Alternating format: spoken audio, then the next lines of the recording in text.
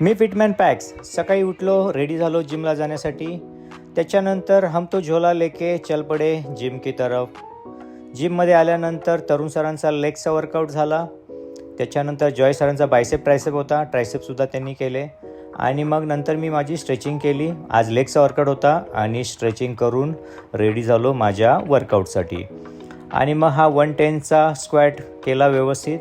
त्याच्यानंतर 125चा सुद्धा स्क्वॅट व्यवस्थित झाला आणि मग ट्राय करायला गेलो 130 आज PR आणि PR हिट झाला आणि एक अल्टिमेट खुशी झाली। त्याच्यानंतर गॉबलेट घेतला 40 kgचा, त्याचे 10 रेप्स करून टाकले आणि मग नंतर लेग एक्सटेन्शनच्या मशीनवरती गेलो, लेग एक्सटेन्शन पण करून टाकले। 130च्या खुशीमध्ये त्याच्यावरती आज एक व्हिडिओज बनवून टाकला आणि पोस्ट केला। त्याच्यानंतर स्ट्रेचिंगसाठी आलो, स्टॅटिक स्ट्रेचिंग केली आणि आजचा वर्कआउट कंप्लीट करून टाकला।